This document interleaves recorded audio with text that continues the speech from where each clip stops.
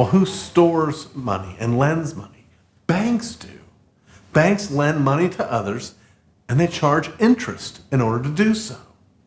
Interest is the price of using someone else's money. Interest rates are what the bank charges at a particular point in time in order for you to borrow their money. And in a free market economy, those interest rates will fluctuate on the basis of supply and demand. If the supply of available money stays the same and there's more demand for it from other people, the interest rates will rise. If the money supply stays the same and there's fewer people who want to borrow money, interest rates will drop. That's how the market manages and how important interest rates are in making economic decisions. Interest rates coordinate business decisions over time. How powerful are interest rates? Well, suppose you're a home builder and you get out your pencil and you crunch your numbers and you decide that you can sell a house for 10% more than it costs you to build it. And let's say the bank is willing to loan money to you at 4% interest. Surely you would want to borrow a good amount of money and build a multiple amount of houses because each house represents 6% profit for you.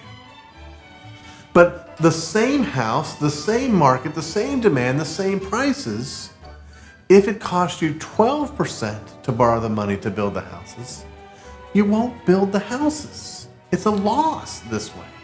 And of course, if interest rates go even higher, you'll be even further away from considering building houses.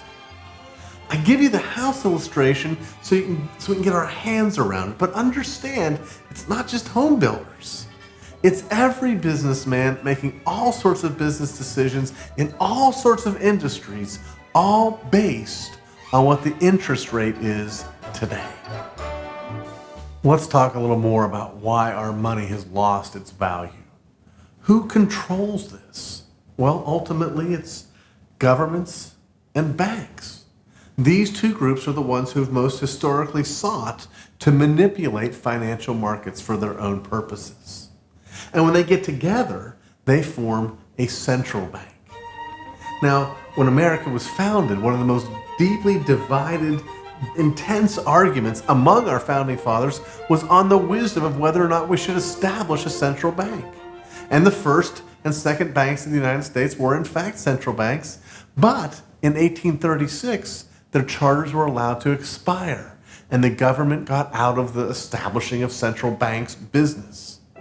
It wasn't all the way until 1913, when my grandfather was 10 years old, that the federal government again established a central bank. They established the Federal Reserve banking system. The government gave the monopoly right to create money, as well as to set primary interest rates and other controls over the nation's money supply. Who was behind it? Well, a handful of Wall Street banks and the United States government. They set up a quasi-governmental, quasi-private agency that had absolute control over the nation's money supply. So what happened to the value of the dollar? Well, we need to keep our eyes on the Federal Reserve System and our own history.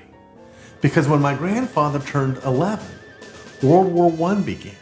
And soon after, even before we sent our troops, the United States began to get very much involved financially with this war. And this war, like any other war, is very expensive.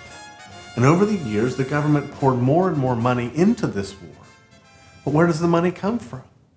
Well, to finance a war, a government can borrow money, it can tax more, or if it has its own central bank, it can create new money. It can inflate the money supply. This last option is more popularly known as inflation, which is not merely the increase in prices, but it is the expansion or the inflation of the money supply. And only the Fed can inflate the money supply.